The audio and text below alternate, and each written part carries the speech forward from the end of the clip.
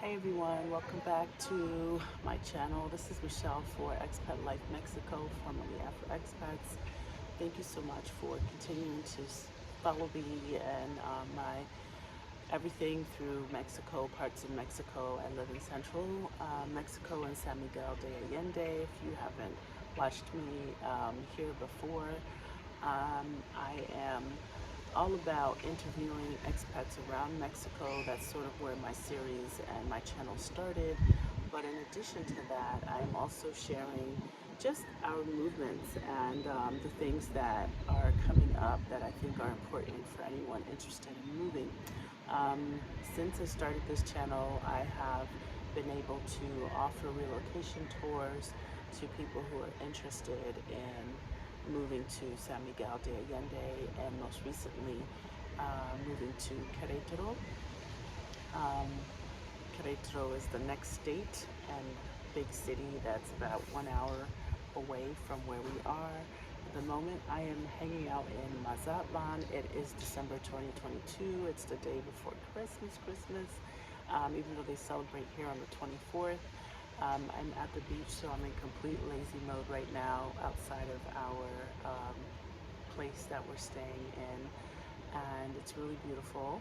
So I just decided today that although I'm relaxing, I'm also going to work because my mind is more clear than it normally is. So I'm kind of just making videos about things that I think are important for people to know while living in Mexico.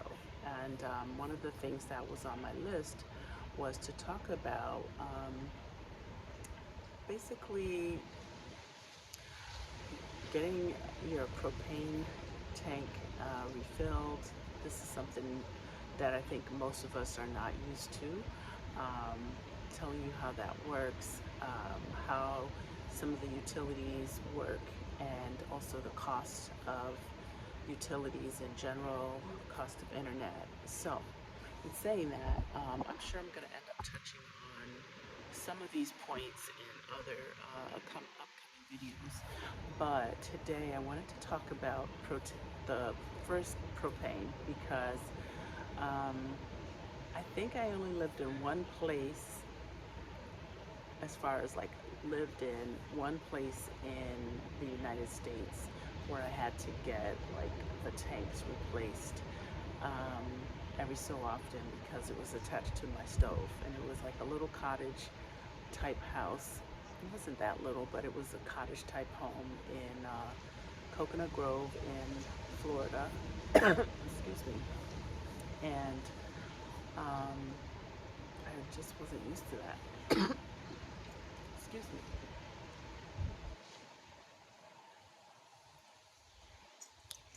But here, this is like the norm. So the plus side of that is it's a tank. The tank should be situated outside of the space that you're actually in on the inside so that you're not catching these fumes. So if you are looking at a house or a place to rent that for any weird reason, because I haven't seen one, but it could happen maybe with an older home, where your gas tank, your propane tank is situated on the inside of the house, don't take that house, okay? Unless you plan to remodel and move it to outside. Everywhere that I've lived so far, it's located on the outside of the house. It's still a part of the property, and it's usually really close to the home, but it's outside. So if there are any fumes or something explosive happens, chances are you'll be a little bit safer if you're inside the house, and that's not going to affect you as it would as if it were in an enclosed space. I don't think that that's norm, but when in Mexico, I think these are the precautions that we have to look out for and take. Before I go any further, I want to say please subscribe to my channel. Hit that subscribe button. It's real easy. Click, click.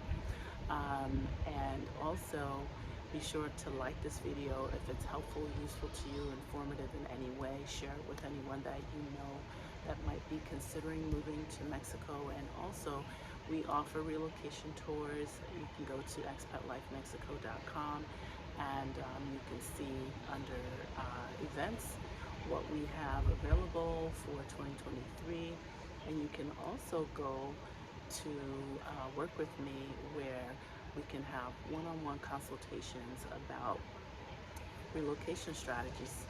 So if you're interested in moving, these strategies are a great 1 hour way to get started on your journey.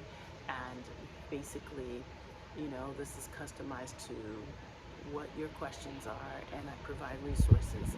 So as I said, I provide this information for San Miguel and Querétaro, more San Miguel because this is where I've lived for 4.5 years as of this point. I don't provide for Mexico City. There are people who are already doing that. Merida, Cancun, Tulum, and all those other places. You can look on Facebook to see who's already doing that. But I am in central Mexico, and that's where we're located. I love it here. It's been good to us. And at the moment, I'm actually in Mazatlan on the beach, Pacific coast. So that's why it's kind of tropical and breezy, and you can probably hear the ocean in the background. So anyway, getting back to propane life. So with the propane, I think what you need to know is it is definitely more cost effective. It's very normal in Mexico, but it's definitely something that we're not used to. So I think what you first and foremost should do is be sure to bring with you, if you're moving from the US, carbon monoxide and propane, and a smoke detector. You can get the combinations, and you can get multiples of the combination detectors, meaning you can get one that detects multiple things, and you can get multiples of the same, so that if one goes off in your house, all of them will go off. So this is something that is so worth investing in, because I hear of oftentimes I hear of people who basically have passed away because of carbon monoxide leaks. And I can say that was probably one of my greatest fears in moving to Mexico, but there's a very inexpensive way to combat that, at least to set it up where you don't have that challenge without having something to detect it. Those detectors run about $30 per unit, and it's so worth it. So just wanted to throw that out there. I'm sure some of you that have probably been following expat life and living abroad in Mexico, you've heard some stories of people passing away, and I think it's just really smart for us to be aware. Now, in terms of getting propane, okay, so I've run into, first of all, I just want to say, excuse any screaming kids and audio in the background, because, yeah, there's a pool and a beach and families and stuff like that. So just kind of like, bear with me. So in terms of getting propane, my experiences over the years have been very interesting, from being ripped off twice by a specific company that came out and claimed that they filled the tank. So none of the companies fill the tanks past 85%, right? That's just not the norm, because I think they can't gauge the exact amounts, so they usually do it to about 85%, and so that's the norm. So when you say fill it up, if you're able to check your tank, because sometimes the tanks are on the roof of a house and you're just not able to get up there, if you are able to check your tank, you want to check it before they fill it up, and then you want to check it afterwards. Now, if you're not able to physically see it yourself, and there's like a little gauge on there, it's pretty self-explanatory. It will say how much you have left, and it'll also say how much they filled it up to. But if you're not able to do that, like I was not able to check it myself because it was on the roof at the previous house that I lived in, and a few times got ripped off, and it was very inconvenient because my mom happened to, be there, did not speak Spanish, and I think that's where we were taken advantage of. But what you can do in a preventative way is ask them to take a photo, use your Google Translator or any other translator, take a photo of the tank before they start putting the gas in it, and when they're finished, to take a photo and bring it on downstairs, show it to me, keep them honest, and ask them how much it is. So what I've found is if you have a medium-sized tank, I think your gas, depending on you, depending on the time of the year, depending on where you live, but in San Miguel, because I had a fireplace that was connected to the gas kit, it was like a gas fireplace. During the winter months, the gas would last a little bit less, like 5 weeks or so, using the hot water heater because it heats that, the stove or oven, and the fireplace. I would say it lasted about 5 to 6 weeks, and it probably cost about, so it would probably be at around 15 or 20% when we would fill it up again, and that would cost us around 1,200 pesos to about 1,400 pesos, so about 60 to 75 bucks for the month, which is kind of a semi-high utility bill. But if you don't have a fireplace that's connected to that, it can definitely run you a whole lot less and last you a whole lot longer. But as I said, to keep, most companies are honest, but there are a few that if they think they can get over, they will definitely try, and it sucks because it happens, and these are the things in Mexico that can be really annoying. But if you're not discerning and observing and or watching my videos so you can learn this information, it can be annoying to feel like, I just filled up the tank, or at least they say they just filled it up, and then a week later it's like you're out of gas, okay? And when you run out of gas, it's annoying because the pilot light goes out on the tank, and that's definitely not something you want to mess around with. So luckily I've lived in developments where there's a maintenance person around and they would turn it on. So I'm always trying to just be conscious of that and making sure that my tank doesn't run out completely of gas, so I don't have to go bothering someone to relight it for me, because it's everything. It's almost not exactly like having internet, but damn close when you need hot water, you want to shower or cook, because if you don't have that, you can't do those things.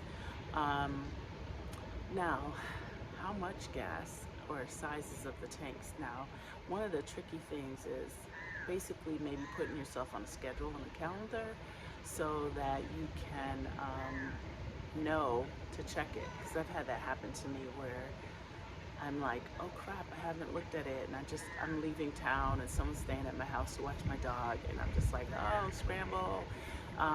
They're pretty efficient in general about coming out, but usually it's kind of the following day. So if I call today in the afternoon, they're probably going to show up the following day, providing it's not a holiday, and they're going to tell you, we'll be there between 10 and 12. That's usually our time frame, because maybe they have like a specific route.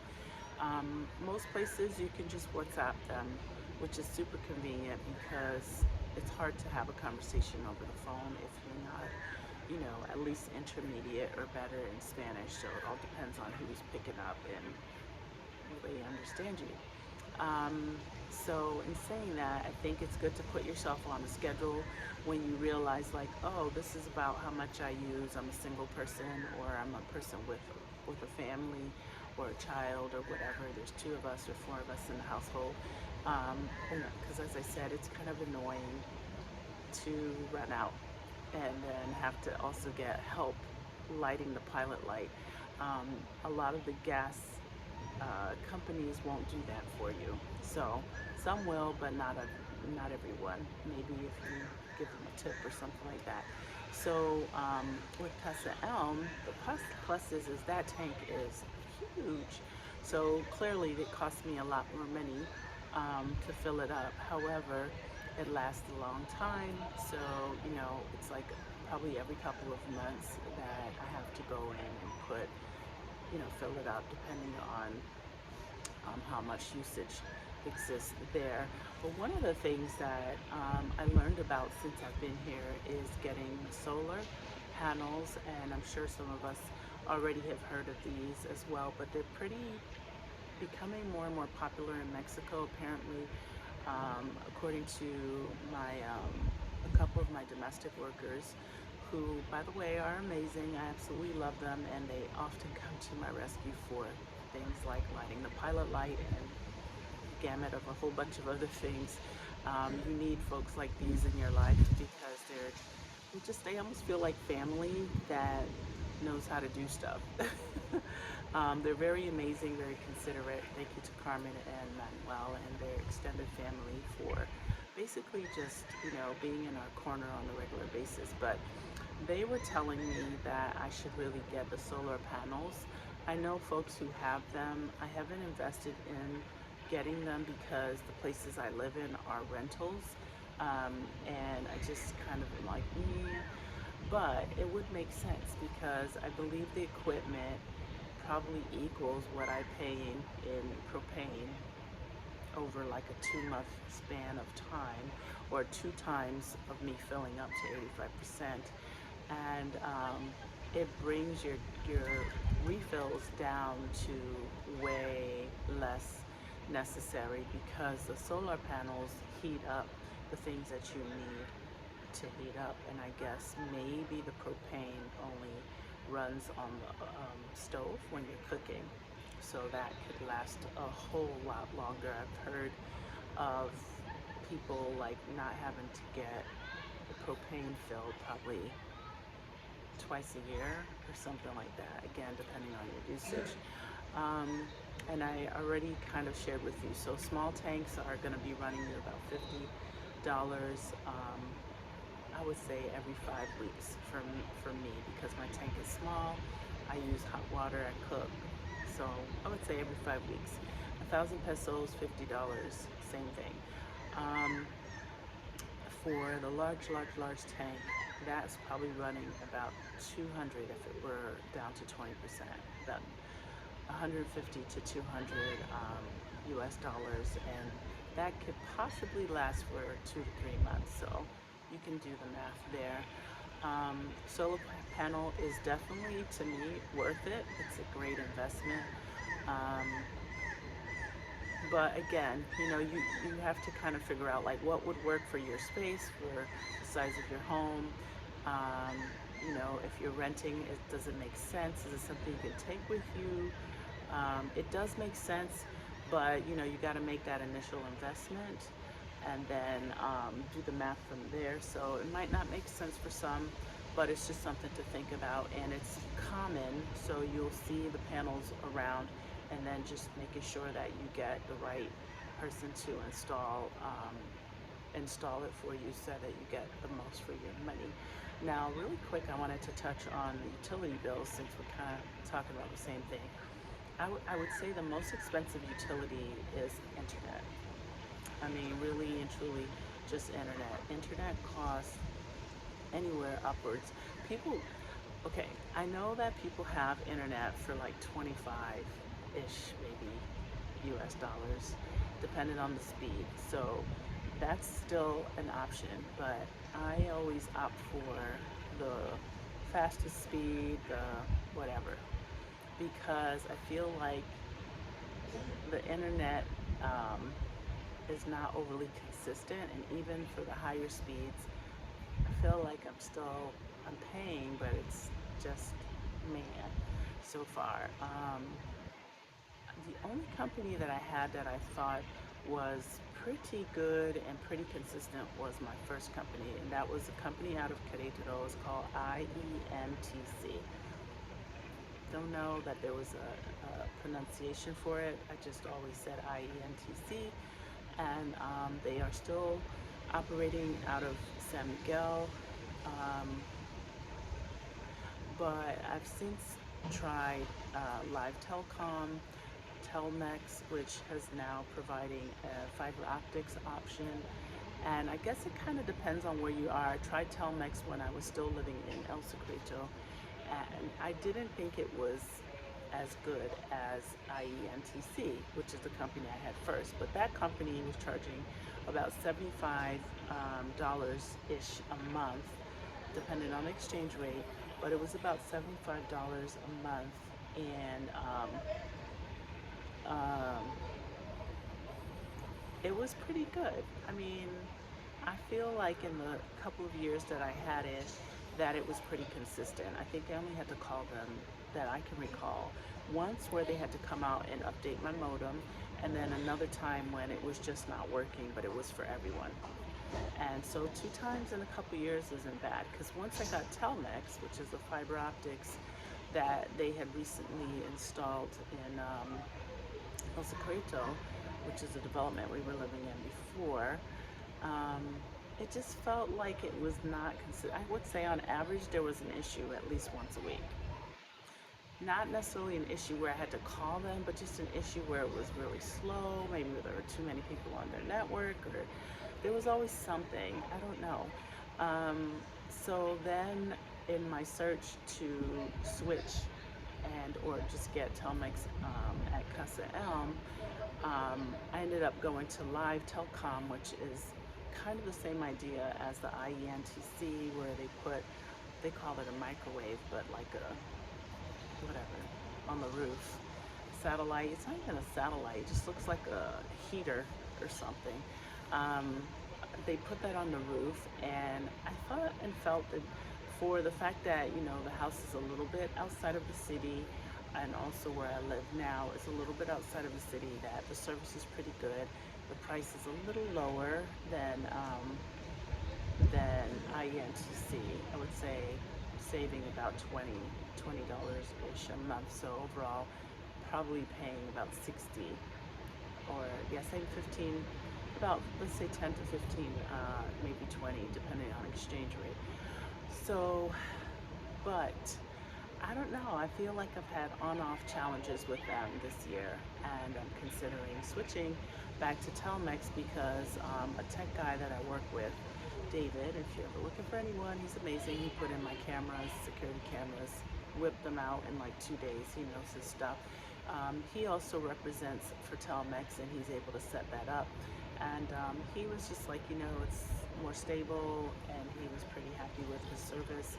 And I think if you're in a standalone home, then Telmex maybe works a little better because you're not necessarily competing inside of a development. So I'm giving that a try, and we'll see. But that one's costing probably about $50 a month, and I got like the fastest speed, the high-end, top-of-the-line fastest speed.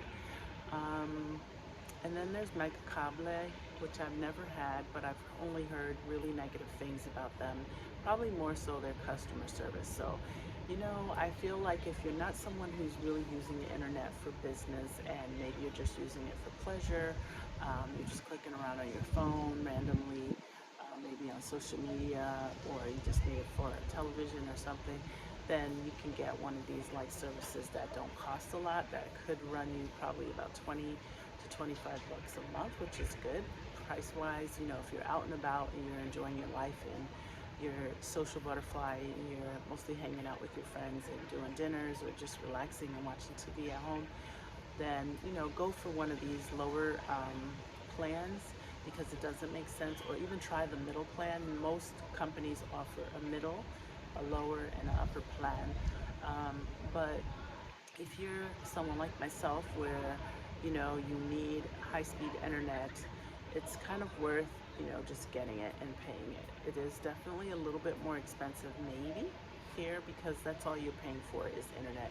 I know that Telmex offers like bundles and stuff like that, but honestly, I'm not watching Mexican television, so I really don't need a bunch of Mexican channels.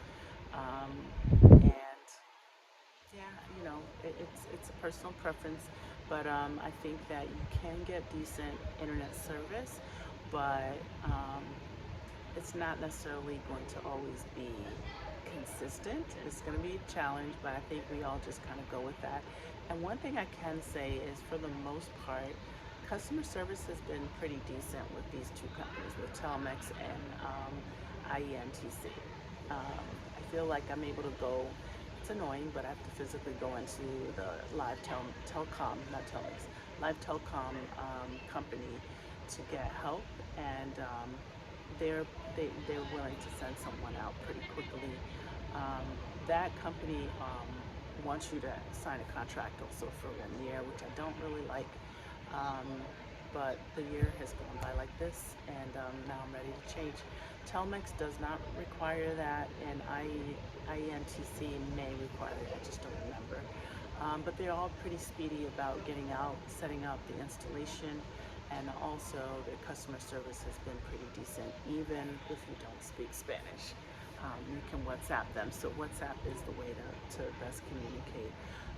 And I'm going to touch really quickly on electric and water bills. So water bills and electric bills on average come every other month for you, wherever you are, whatever cycle you fall into, and they are pretty affordable in general. For the place that I live in, I would say my water bill is on average about less than $10 a month. There's nothing for me to complain about that, like zero. And the nice thing is if you don't want to go there every month or every other month to pay your bill, you can do credit. Often at times I just go and I pay 1,000 pesos and wait for a bill to come in about 4 or 5 months, so that I don't have to keep running to Sapasma is the water company, to pay bill every other month. That's $10. It's just easier. You can also figure out a way to do those things online or through an app. I haven't quite done that because I just haven't. Same with the electricity bills. So the electricity bills are definitely a little higher, but I would say those are also extremely affordable. Those are also every other month, so you get a bill, let's say once every 60 days. It's random. There is no postal service in Mexico that I'm aware of. They usually just drop a paper off if you live in a development. Sometimes when you're pulling in, the security person will hand you a paper bill. Sometimes if you live in a development, they'll just stick the paper on your door, underneath your door. If you live in a home, a standalone home, sometimes it'll just be blown around in your front yard. So it's kind of on you to be responsible and check, and maybe make notes in your phone as you would with your propane to see when you need it. So I hope this information was super useful. If it was, please hit the like button. Feel free to drop comments in the comment box. My goal is to continue to share just everyday life things that you would otherwise have to figure out here. It is a pain in the ass if you ever get something shut off to have it turned back on again, and there are fees. They don't necessarily shut it off right away, but it does cost you more. It can cost you up to $40 to reconnect things, which isn't outrageous, but it is a hassle, especially if you have to physically go into the company in Central to do that. I don't know about other cities in Mexico, but this is how it works in San Miguel. And it's annoying because it happened to me because I was waiting for a paper bill, and guess what? The paper bill didn't come, and that happens as well. Yes, there are a lot of automated things and ways, but I haven't quite figured them all out yet. One of the other things I wanted to throw in, since we're talking about utilities, is it's not common here in Mexico to have your utility bill changed to your name, even if you're a renter, okay? I know in the US what we do is we apply, we put our name and our social security number in, and the new bill comes, it's our name, new address, we send a lease maybe, I don't really remember, but it's not common here to change that bill, and you don't want to do that if you're a renter, over into your name, because it's very difficult to take it out. And if the next tenant comes in and doesn't pay, and you've moved out, let's say 6 months ago, and they don't pay, it's still racking up under your name. So I say leave it in the owner's name or whoever was living there before you, and just ask the owner if you're renting to give you the bill. Some of the owners will say the rent is included. The utility is included in the rent depending on where you are, if it's a fully furnished place, if it's not, you know, everything's negotiable, but I'm just trying to give you some insight on how that works. For example, where I moved from and where I am now, the name is the name of the people who own, and that's it. I'm not changing it. Just tell me how much I owe, and once you have the account number, you can go to the kiosk, you can put in that information, and then you can pay right there. And you don't need to have anything switched over. You just don't want to do that if you're not the owner of the house, okay? Hit the like button, please, if this video was good for you. I appreciate you, and also subscribe, continue to support. I appreciate you all. Thank you for being here, and peace out. If you have questions, please put them in the comments box. Ciao.